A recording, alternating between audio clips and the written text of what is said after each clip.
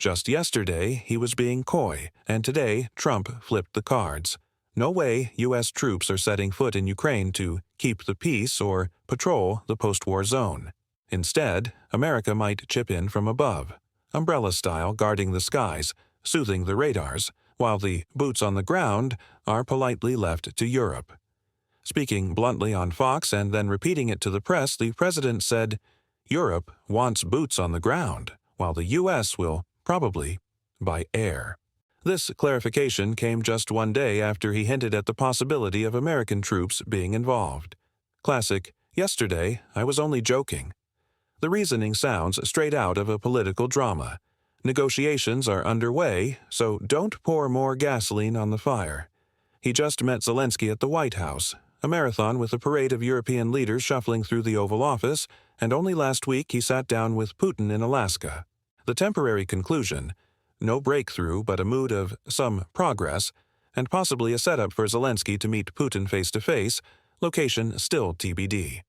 The Washington Post noted that the White House insists the meeting is on, while Moscow shrugs. We'll see. A classic case of two people telling one story that somehow sounds like two. Meanwhile, NATO held a virtual meeting of chiefs of staff to hash out security guarantees for post-war Ukraine, a kind of political-military insurance policy if a ceasefire takes hold. The idea, a European-led force, with Britain and France front and center, holds the ground, while the U.S. covers the skies and handles logistics and intel. On paper, it reads like assembling Lego. Europe gets the land pieces, America gets the sky pieces. But snapping them together seamlessly, that's the real trick. Naturally, Moscow tossed a bucket of cold water over it all. Foreign Minister Lavrov declared that any talk of security guarantees without Russia at the table is nothing but a road to nowhere. Translation: you can't redraw the map without inviting the landlord to sign. It's a bitter jab, but also not wrong, since in the end the guys holding the guns on the other side are still the Russians. Reuters summed it up neatly. Talking Ukraine's security while cutting Moscow out is indeed a road to nowhere.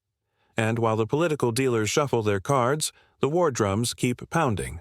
Russia launched another heavy barrage, NATO huddled online, and the Washington Post summed up the chatter: Europe wants boots on the ground, America ponders air cover. In plain terms, Europe holds the dirt, America shields the sky, and everyone is praying that the meeting of the century between Zelensky and Putin actually happens, somewhere neutral, lawful, and face-saving enough for both sides. If the post-war plan is a security combo meal, then the ingredients are 1.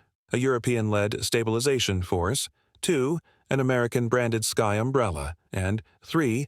A light Article 5 guarantee. Not real NATO, but heavy-sounding enough to spook Moscow. The Wall Street Journal sketched it out as a few thousand troops, not hugging the front line but babysitting sensitive infrastructure like ports, supply lines, and energy depots. Paris is mulling 375ist boots, London leans toward air defense and patrols, while Washington is serving up a menu of fighter jets, recon planes, drones, missile defense, and refueling tankers. A mix-and-match platter that sounds both pragmatic and dicey. But Europe isn't exactly a choir singing in unison. In London, insiders say Britain is ready to lead the chorus, pitching the reassurance force concept and happy to guard skies and ports if there's a peace deal. Meanwhile, in Berlin, Chancellor Scholz months ago grumbled that even discussing peacekeepers was way too early while shells are still flying. Two paintings side by side, one pushing the accelerator, the other stomping on the brakes. On the American side, Reuters put it bluntly: the Pentagon is already gaming out roles that go beyond just shipping weapons, considering command and control duties and airstrikes cover if needed. Translation: even if there are no boots, the U.S. can still conduct the orchestra, with European musicians playing to Washington's tempo. Smells like a Bosnia-Kosovo remix, except this time the stage is right on Russia's border, so the vibrations are a whole lot stronger. The big sticking point is the idea of security guarantees without NATO. The Washington Post summed it up neatly: no NATO membership for Kiev, but promises that if it's poked, we'll punch back. Trump adds his own footnote: Europe on the ground, America in the air. In plain English, a Western shield without the NATO stamp, balancing between scaring off Russia and avoiding a real Article 5 trigger. Naturally, Moscow isn't buying it. Lavrov repeats his line: no Russia, no deal.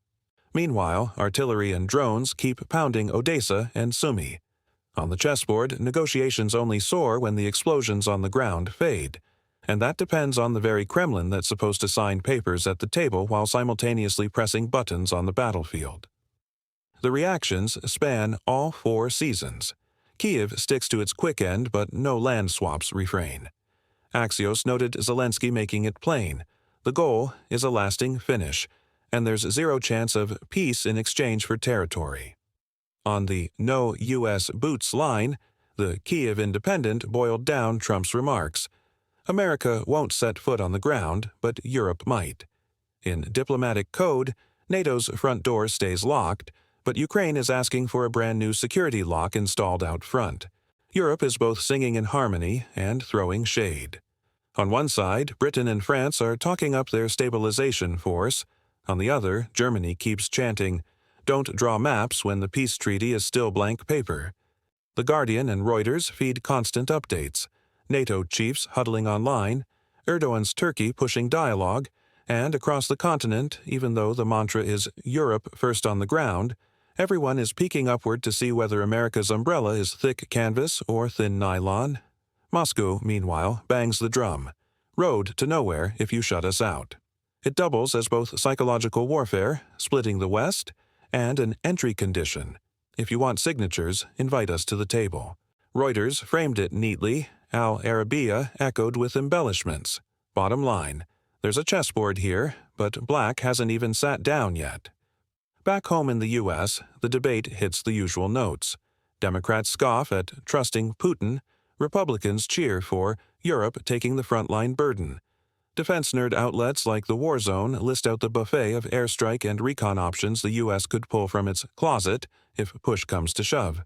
Reuters clocked both the digs and the praise for Trump's instinct over process style, explaining why today it's a hard no boots, and tomorrow there might be a slight footnote depending on the wind. On the to-do map, AP ticked the boxes.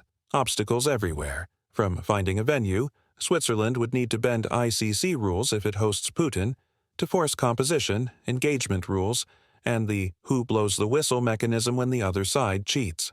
In short, the talks engine is revving, but how far it'll drive depends on whether the bangs on the battlefield die down. Now, let's flip open the telescope and peer ahead. Scenario 1. Europe lands with a reassurance force, staking out the infrastructure, patrolling the seams. America opens the umbrella overhead, with ISR, air defense, fighters, and tankers on standby, ready to click on when needed. The Wall Street Journal has already sketched the menu. Scenario 2. Because of EU-NATO squabbling, the force shrinks down into more of a train-and-observe mission. In that case, the U.S. umbrella has to get thicker to compensate. Scenario 3. Moscow slams the table shut with a rain of drones and missiles at just the right moment, turning all those solemn pledges into vapor. And Scenario 4. Zelensky and Putin actually sit down, Geneva, Budapest, or somewhere suitably neutral, cut through a few knots in front, monitored ceasefire, a slim demilitarized zone, a roadmap for reconstruction. Sounds like a fairy tale, but the door isn't locked yet. Back to reality. No U.S. Boots on the ground is the red line Trump has drawn, a line that perfectly fits the American voter psyche exhausted by endless wars, and that neatly piles the burden of sovereignty onto Europe's shoulders.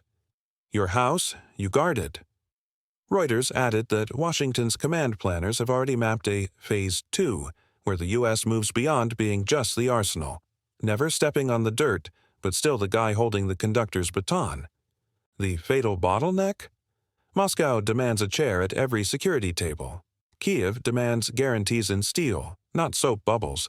The EU wants the starring role but dreads being the cop on Russia's doorstep. The U.S. wants to orchestrate without dancing, still reserving the right to crank up the volume if needed. AP boiled it down. Obstacles remain, so many that each one could sink a negotiation all by itself.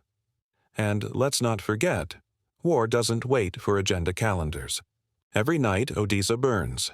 Every morning, Sumy tallies wreckage. Every week, Kiev counts missile votes. Every window of opportunity has an expiration date. Which is why, for all its gloss, that Article 5 light security combo is only worth anything if it comes stapled to hotlines, trigger rules, and reaction times written in permanent ink. The Guardian summed it up. America won't send troops, but it's not leaving the table. Europe, meanwhile, having raised its hand, better remember to keep it up. If you ask, when's the peace treaty coming, the answer is, don't ask the clock while the bombs are still falling. The only certainties right now are no U.S. boots, talks continue, and NATO, Euro, U.S. are sketching a security combo that looks like a flyover ramp across Eastern Europe. Will the bridge hold? That depends on the bedrock in Moscow and Kiev, the budget fuel in Brussels and Washington, and the patience of publics on both sides of the Atlantic. As for us, best keep the news radar switched on, because the next climax could arrive right after a phone call that starts, "Hello, let's meet."